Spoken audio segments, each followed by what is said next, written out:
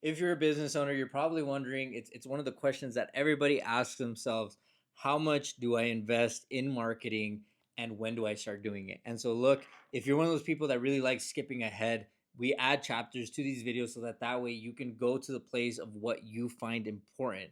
But I always try to start with a few disclosures because there's certain information that you have to understand before we try to generalize this for everybody, right?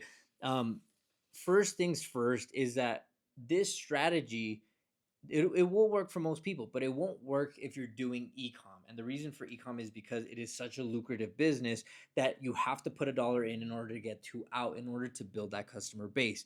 But when you're a local company or when you're trying to grow and you're starting off, you have to have this idea of what is called omnipresence, where people believe that they see you everywhere. And I actually wrote this down. There's this phenomenon that occurs to us. I don't know if you guys have ever wanted to buy a car. Let's say that you're like, you know what, I want to buy a Mustang finally, and I want to buy a red one, or I want to buy a Mercedes and a black Mercedes. I feel like that's it. I want to buy, for white. If you buy a white car, feel like they're luxurious. A white Porsche, right? There's this concept called the baader meinhof phenomenon, in which once you start caring about something, you start seeing it everywhere, okay? And the more importance and the more that you notice it, the more that you seem to notice it over and over again. And so the whole purpose of how we create marketing strategies is so that people feel and believe that they see us everywhere they go and that they trust us. And what happens is you have this much resistance from somebody who doesn't know you, whether you cold call them or whatever it is you do, you have this much resistance. And as they start seeing you more and more, that resistance starts coming down and down and down. And let's say that this point right here is where people buy.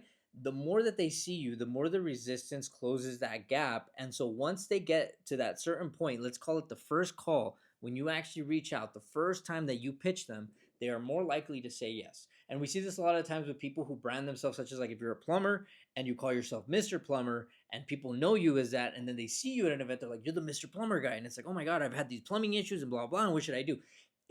That resistance of you just being a plumber who wants to sell them, hey, I do plumbing and here's my business card, to them saying, like, I've seen you everywhere. Here's my problem. Here's what I need to do.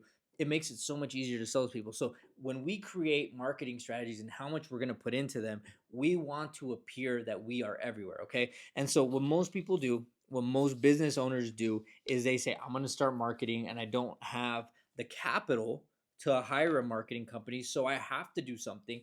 And so specifically they start creating ads and they go straight to Facebook, they go to Google, one of the two. I feel like those are the most popular ones, and they start putting money into them. And so if you start putting, let's call it 100, 200, $300 when you first start, because you don't know what you're doing, you end up spending all of that budget and then nothing comes out of it. And you go, marketing doesn't work. What's a marketer going to do? And ultimately, like, if these aren't working, then let me go back to what I was doing, which is word of mouth, referrals, or mailers, right? That's all I'm going to do for the rest of my life.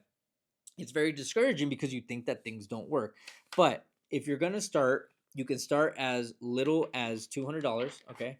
$200 is what we're going to be working with, because I feel like anybody can get $200. Look, like, if your business cannot sustain you putting $200 into it, I mean, for us, we run anywhere from $200 to $300 just on Google ads every single month.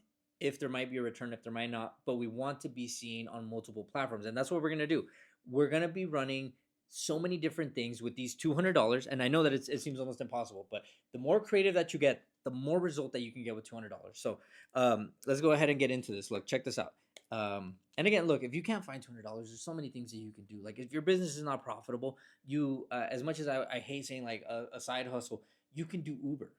Like, you can do Uber, you can do DoorDash, you can go buy furniture and resell it. Like, there's so many people that are that are selling, $20 cabinets that you can easily flip the same day. The same day, those $20 cabinets, they're probably worth 100. People want to get rid of them. You just have to be on Facebook Marketplace. You can find this $200 if you really want to. Go work a Saturday job, but $200, I will show you how to make people feel like they know you, like they've seen you, and somehow they just can't seem to get away from you. Okay. So the first one that I feel is very tried and true is you're going to get an ad going. And the best way to create this ad is on social media, Facebook, Instagram, whichever platform you are the most prominent in. But you test a lot of organic content and you find the best piece of content that has done the best for you. Okay. And then depending on your audience, let's say that it's local. Let's just call it, for easy sakes, it's local. you're going to take $3 a day, and then times 30, that's the average month, right? You're going to run a continuous ad because you don't want to stop this ad. You only want to stop this ad when it stops working. So you're going to have to be monitoring it. But 30 days times $3, now you're at $90.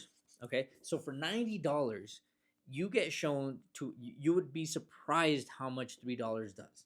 If you do just a wide range of people around you, and then depending if you want to, target age ranges and everything. But for $90, you can be averaging anywhere from 100 to 300 followers per month. Okay. And so what this does is you want to get these followers because you want to down funnel them into your stories. And we'll get a little bit more into like this in another video.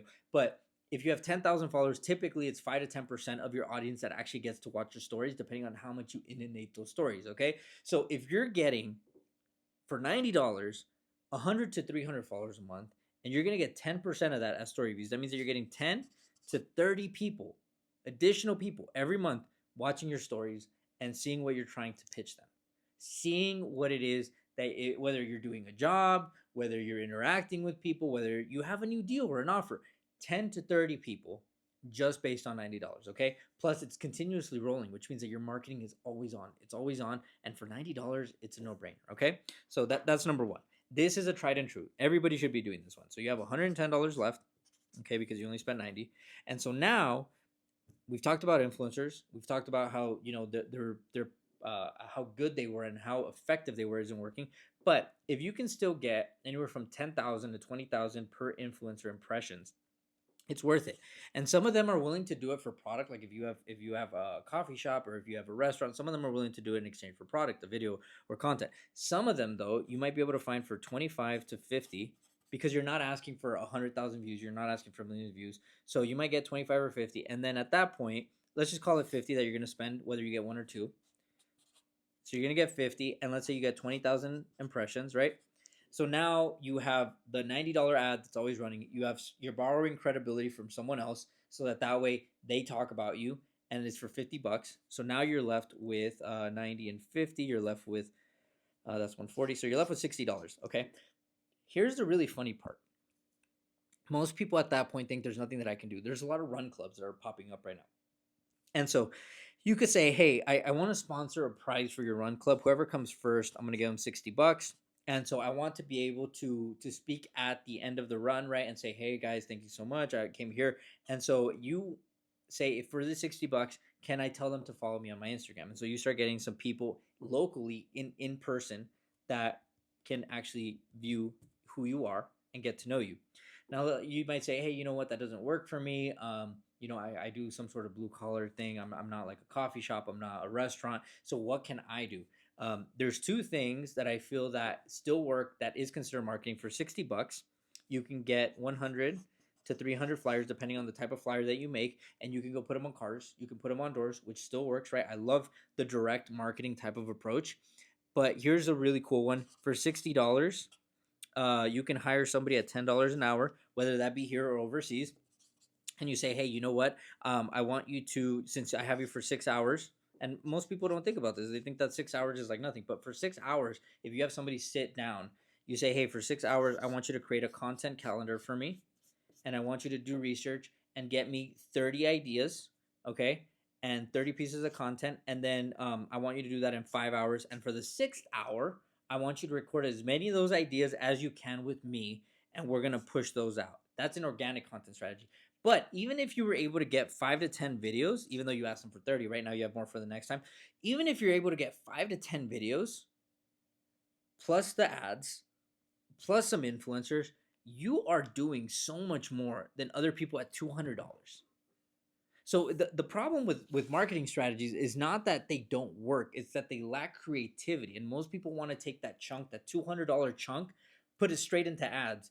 And that is why most people don't see that return, is because it's lazy. And I mean, because of your business, the lazier that you are when it comes to business, that's what your competitors do, right? That's not what you do. That's what your competitors do. That's why they don't get ahead. That's why you deliver a quality product. When you skip, when you try to shortcut, you don't get as good of a result. And so when it comes to these marketing strategies, you can do a lot of things for $200.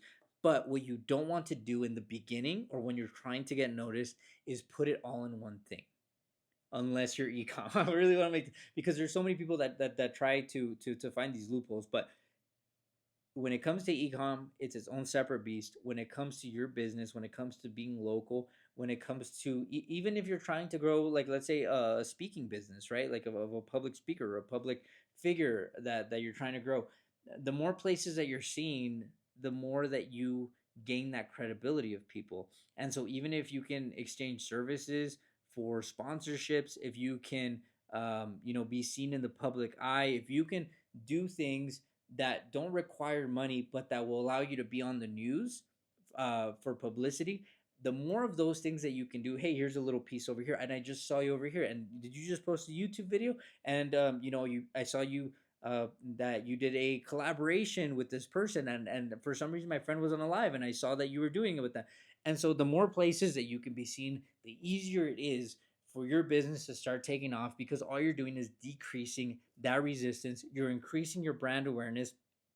And so if you do this, then the next step at that point, after either a few months, or if you increase your marketing budget and you say, well, I have another $200, then at that point you would try to get inquiries, and inquiries would go up. And so I'll create another video when it comes to how you can get those inquiries up, right? I created another video if you're interested about how to create an offer, but that's a big part of it. But once you start trying to get past the brand awareness phase of the marketing strategy, that's when you go into the number of inquiries, eventually into the number of conversions. And so everything, it's pretty much like sales. When you have sales, you have the initial cold call, you have the initial lead, list, you go into trying to close them and follow up. And so everything kind of happens in sections. It's the same with marketing. When you create a strategy, you want to make sure that you're taking it in sections. If you only have $200 to spend in the beginning, make sure that you're creating as much omnipresence in order for people to really, really believe, trust, and see you. So I hope this helps. If I didn't answer any of the questions that you came here to see, please let me know below in the comments. If you found this video helpful, beneficial, or if you feel as though somebody could benefit, please subscribe. Please send this video to them. And anything that I can do to help, I'm here to help. And I'll catch you on the next one.